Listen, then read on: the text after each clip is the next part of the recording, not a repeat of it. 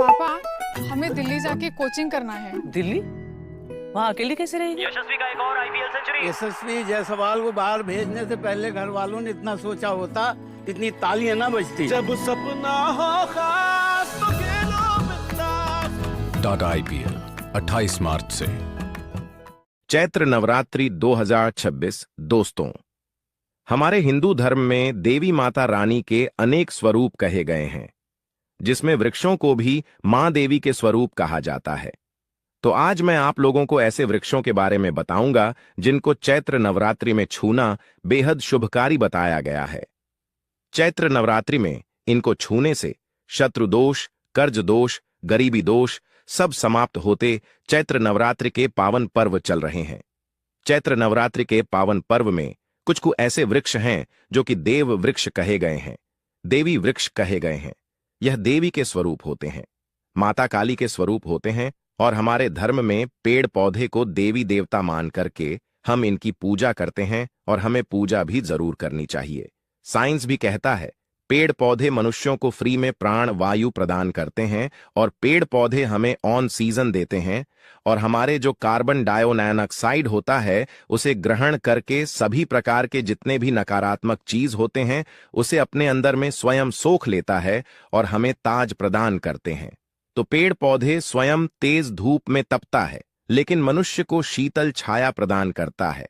तो चैत्र नवरात्रि के समय में कुछ ऐसे पेड़ पौधे हमारे धर्मशास्त्र में कहे गए हैं जिनको छूने मात्र से व्यक्ति के बंद किस्मत के ताले खुल जाते हैं, व्यक्ति का सौभाग्य चमक जाता है।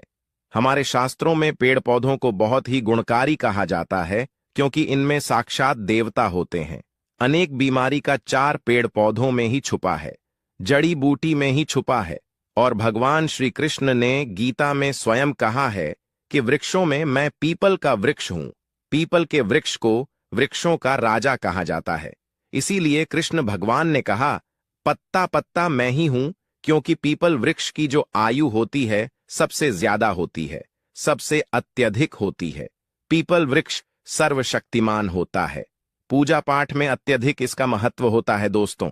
इसीलिए भगवान श्री कृष्ण ने गीता में स्वयं कहा है कि मैं वृक्षों में पीपल का वृक्ष हूं। तो चलिए आज मैं आप लोगों को चैत्र नवरात्रि के समय में छुए जाने वाले वृक्ष के बारे में बताऊंगा। तो जय माता दी अवश्य लिख दीजिए कमेंट में। दोस्तों, हमारे धर्मशास्त्र में अनेक ऐसे वृक्ष हैं जो कल्याणकारी होते हैं, मंगलकारी होते हैं। अगर इस वृक्ष को छू लेते हैं तो आपकी सभी प्रकार की परेशानी है, सभी प्रकार के कष्ट हैं, यह सब समाप्त हो जाते हैं। खास करके चैत्र नवरात्रि के समय में इसका असर कई लाख गुना होता है।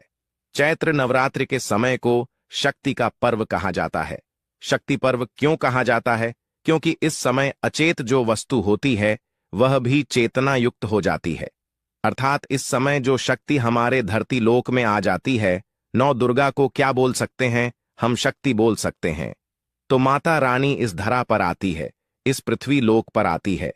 तो जितने भी पेड़ पौधे हैं, जीव जंतु हैं, चल अचल सभी प्रकार के जो वस्तु हैं, या सब में प्राण आ जाते हैं, ना सब में शक्ति निहित हो जाती है, जागृत हो जाती है। तो इस समय कोई भी पेड़ पौधे को जाकर के छू दे, खास करके देवी स्वरूप कहे गए जो पेड़ पौधे होते हैं, जाकर के आप इसे छू करके आते हैं तो आपके जीवन की परेशानी है, दुख है, तकलीफ है, कष्ट है, रोग है, बीमारी है, कला है, क्लेश है, जीवन में चल रही बहुत बड़ी समस्या है, सब समस्या समाप्त हो जाती है। काल, सर्प दोष, मंगल दोष, शनि दोष, राहु दोष तत्काल अपना असर दिखाती है और सब दोष खत्म हो जाते हैं। दोस्तों, आज मैं आप लोगों को 3 पौधों के बारे में बताऊंगा, और यह तीनों पौधे देववृक्ष कहे जाते हैं। वीडियो को ध्यान से देखना। अगर आज की वीडियो मिस कर दी तो फिर सारी जिंदगी आपको पछताना पड़ेगा, क्योंकि चैत्र नवरात्रि ही एक ऐसा पर्व होता है, एक ऐसा समय होता है। केवल 9 दिनों के भीतर में आपको लंबी पूजा पाठ करने की जरूरत नहीं पड़ती। केवल 9 दिनों के भीतर में ही आप अपनी समस्या को, आप अपनी गरीबी को स्वयं अपनी आंखों से समाप्त होते हुए देख सकते हैं। मैं जिस वृक्ष के बारे में बता रहा हूं, यह सारे वृक्ष आपको अपने घरों के आसपास में बहुत ही आसानी से मिल जाएंगे। दोस्तों, वीडियो में आगे बढ़ने से पहले जानकारी बताने से पहले अभी तक कमेंट बॉक्स में जय माता दी नहीं लिखे हैं तो जय माता दी जरूर लिखना। जब आप हमारे कमेंट बॉक्स में जय माता दी लिखते हैं तो हमें काफी हर्ष होता है, काफी उल्लास होता है। आप हमारी वीडियो को लाइक करते हैं तो हमारा मनोबल बढ़ता है और आप सभी लोगों के लिए इस प्रकार ज्ञान भरी जो अच्छी अच्छी जानकारी होती है आप सभी लोगों के लिए लेकर के आते हैं। तो अगर आप इस प्रकार की जानकारी में इंटरेस्ट रखते हैं तो वास्तुशास्त्र ज्ञान चैनल को अगर सपोर्ट करना चाहते हैं तो आप हमारे चैनल वास्तु पूजा को सब्सक्राइब कर हमारा सपोर्ट जरूर करें।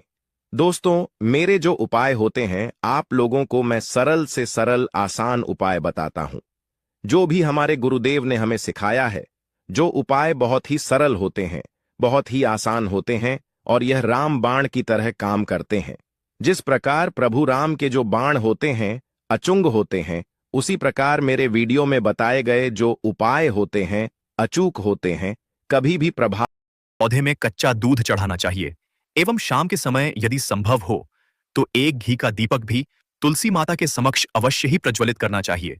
लेकिन भूलकर भी किसी भी व्यक्ति को माता दुर्गा को तुलसी के पत्ते नहीं अर्पित करने चाहिए।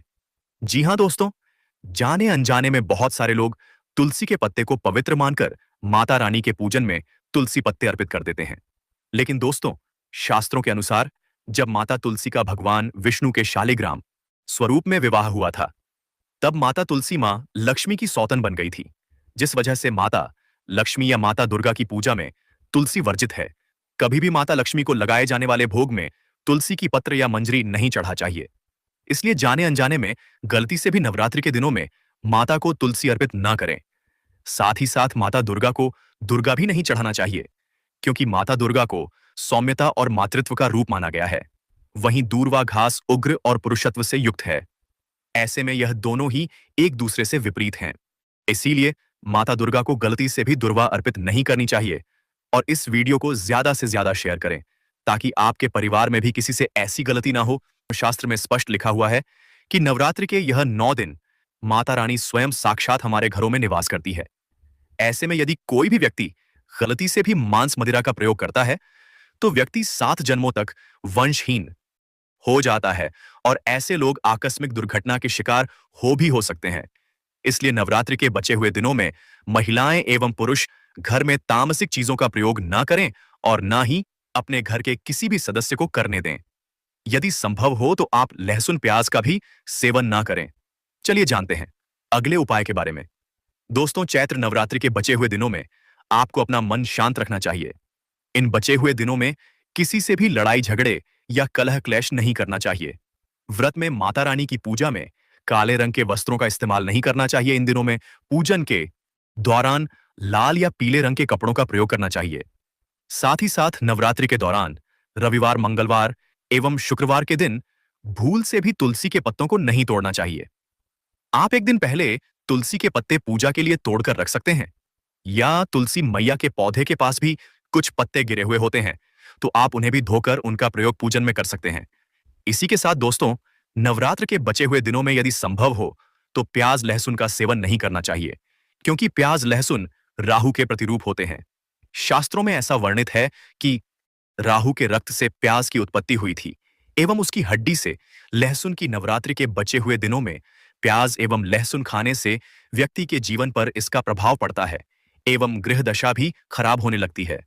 नवरात्रि के बचे हुए दिनों में प्याज लहसुन खाने से पुण्य समझकर किया गया दान, पुण्य, धर्म आदि का कार्य भी पाप बन जाता है। साथ ही साथ दोस्तों, नवरात्रि के बचे हुए दिनों में अपने घर के मुख्य द्वार पर आपको कभी भी जूते चप्पल नहीं रखने चाहिए, झाड़ू भी नहीं रखनी चाहिए। अगर कोई व्यक्ति अपने घर के मुख्य द्वार पर अगर झाड़ू रख देते हैं या फिर चप्पल रख देते हैं तो माता लक्ष्मी तुरंत वापस लौट जाती है और माता लक्ष्मी क्रोधित अवस्था में लौटती है, क्योंकि नवरात्रि के 9 दिन हम माता रानी को अपने घर ही बुलाते हैं। और यदि हम अपने घर के मुख्य द्वार को भी गंदा रखेंगे, घर के मुख्य द्वार पर जूते चप्पल एवं कूड़ा रखेंगे, तो आप ही बताइए दोस्तों, माता लक्ष्मी हमारे घर कैसे आएंगी? और जिस घर में मां लक्ष्मी प्रवेश ना करें, ऐसे घर में उनकी बड़ी बहन दरिद्रता प्रवेश करती है। नवरात्रि के बचे हुए दिनों में नींबू मिर्ची टांगने से दरिद्रता घर में नहीं आती है। आप में से अधिकतर लोग यह भी पूछते हैं, घर में लक्ष्मी क्यों नहीं आती? तो देखिए, जिन घर में लोग महिलाओं का अपमान करते हैं, उनके साथ दुर्व्यवहार करते हैं, ऐसे घर में कभी भी लक्ष्मी नहीं आती। दूसरा, जिस घर में खंडित मूर्ति की पूजा होती है, अधिकतर लोग जो है खंडित मूर्ति को प्रेमवश पूजा करते रहते हैं, लेकिन जिस घर में खंडित मूर्ति होती है वहां कभी भी देवी देवता वास नहीं करते और आपकी पूजा निष्क्रिय हो जाती है। इसलिए आप अपने घर से खंडित मूर्तियों को मिट्टी के अंदर गाड़ दें या किसी नदी में प्रवाहित कर दें।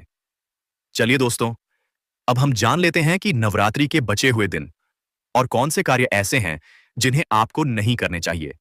लेकिन उससे पहले दोस्तों, आप लोगों से हाथ जोड़कर रिक्वेस्ट है कि हम आप लोगों के लिए जो भी वीडियो बनाते हैं उसमें हमें बहुत मेहनत लगती है।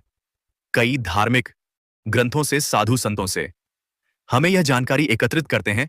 इसलिए अगर आपको हमारी वीडियो थोड़ी सी भी ज्ञानवर्धक लगी हो तो कृपया इस वीडियो को एक लाइक करके हमारे चैनल को सब्सक्राइब भी जरूर कर ले, ताकि शास्त्रों के द्वारा बताई गई प्रमाणित बातें और उपाय हम आपके पास लेकर निरंतर आते रहे।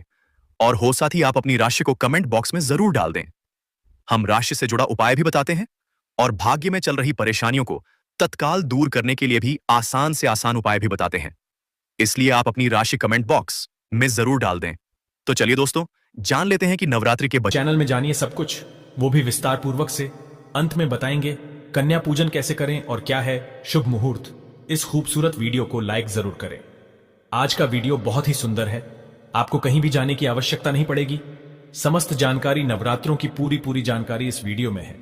खासकर कन्या पूजन कैसे करना है, सप्तमी कब है, अष्टमी कब है, नवमी कब है, समस्त जानकारी इस वीडियो में हम आपको दे रहे हैं। दोस्तों, जो भक्त सच्चे दिल से माता रानी की पूजा आराधना करते हैं और उनकी भक्ति में लीन हो जाते हैं, तो माता रानी उनकी सच्ची भक्ति से उनकी पुकार अवश्य सुनती है और जो इच्छाएं उसके मन में होती हैं, तो माता रानी उसे वो सब कुछ देती है जो उसको चाहिए होता है। माता लक्ष्मी दोनों हाथों से धन की वर्षा करती है। मां दुर्गा उसी पर अपनी कृपा दृष्टि बनाती है जो नवरात्रों में खास तौर पर माता की सेवा में लग जाता है। देखिए, माता की सेवा में आपको बिल्कुल भी कंजूसी नहीं करना है। दिल खोलकर माता रानी की सेवा करें। जितना हो सके मां को प्रसन्न करने में लग जाए। साल भर के इस त्योहार में माता धरती पर आती है और उसी पर कृपा दृष्टि बनाती है। जो माता को सच्चे हृदय से प्रसन्न करता है उसे रंक से राजा बनाकर ही जाती है। फिर चाहे वो राजा हो या भिखारी, मां की नजरों में वो सबसे बड़ा है जिसकी भक्ति में प्रेम, आस्था और मां के प्रति सच्ची लगन हो। इसीलिए मां की भक्ति में आनाकानी ना करें। दोस्तों, एक बार सच्चे हृदय से कमेंट बॉक्स में लिखे जय माता दी और हमारे चैनल को स्माइल फैमिलीज को सब्सक्राइब करके बेल आइकॉन जरूर दबाएगा और कमेंट बॉक्स में अपनी राशि भी डाल दीजिएगा। यदि आपकी राशि के अनुसार हमारे पास कोई उपाय होगा तो वह आकर हम आपके कमेंट में बता देंगे। दोस्तों, सबसे पहली बात, नवरात्रि में हम एक माटी के प्याले में जौ भरते हैं ताकि हमारे घर में सुख शांति बनी रहे और माता प्रसन्न हो जाए। जौ जब हरे भरे होते हैं तो घर में हरियाली आती है और सुख समृद्धि की प्राप्ति होती है। जब जौ हरे भरे होते हैं तो समस्त देवी देवता खुशियां मनाते हैं और घर की उन्नति के लिए कामनाएं करते हैं, आशीर्वाद देते हैं। हरे भरे जौ में साक्षात माता रानी अपने 9 स्वरूपों के साथ खेलती हैं और घर में सुखों की बारिश होती है तथा धन की बारिश होती है। और जिस घर में जौ के अंदर से हरियाली नहीं आती है तो उस घर में पहले ही पता चल जाता है कि अब आपके घर में गरीबी आने वाली है तथा परेशानियां आने वाली है, क्योंकि आपने पूजा पाठ में कोई ऐसी गलती कर दी होगी जिसके कारण जौ में हरियाली नहीं आ पाई। देखिए, आपको बता दे, हैरानी वाली बात तो है, बिना पानी के माटी में जौ डालते ही उग जाते हैं, वो भी बिना देखभाल करे। हरियाली उसमें निकल आती है, लेकिन जब हम कलश स्थापना करते हैं और जौ बोते हैं तो ये बहुत ही सोचने समझने वाली बात है कि आपकी देख रेख में और जबकि आपने पानी बराबर डाला, परिवार ने अच्छे से देखा, फिर भी ऐसा होने के बाद जब उसमें जौ ना निकले तथा हरियाली ना उगे तो समझ लें साक्षात माता रानी आपसे नाराज है, क्रोधित हो चुकी है। माता रानी अपनी संतान को सदैव माफ कर देती है। आप सच्चे हृदय से माता रानी से माफी मांग ले। माता करुणामयी है और अपने भक्तों को, अपने बेटों को, अपने लाल को वह सदैव माफ करती है। जौ में कम हरियाली आना मतलब घर में धीरे धीरे खुशियों का वास होगा और ज्यादा हरियाली आने पर धन की वर्षा होगी। तेजी से व्यापार दिन दुगनी रात चौगुनी बढ़ेगा। कई लोग जौ में डेली पानी डालते हैं, जो कि इसमें पानी नहीं डाला जाता बल्कि पानी का छींटा मारा जाता है। इसीलिए जौ सड़ जाते हैं, खराब हो जाते हैं। ऐसा ना करें और इसी कारण हरियाली नहीं आती है। ज्यादा पानी डालने से ये खराब हो जाते हैं। दोस्तों, जौ जब आपके घर में हरे भरे हो जाए तब इसमें चांदी का सिक्का या 1 रुपया का सिक्का जरूर डालें। सिक्का डालने से माता रानी प्रसन्न होती है और आपके घर में धन का आगमन होना शुरू हो जाता है। दोस्तों, नवरात्रि समाप्त होने के बाद हरे भरे जौ का क्या करें, आइए जानते हैं स्माइल फैमिलीज चैनल के माध्यम से। पहली बात तो यह है कि इसमें जो आपने 1 रुपया का सिक्का डाला है उसे आप अपने धन रखने के स्थान पर रख लें। इससे धन में बढ़ोतरी होती है।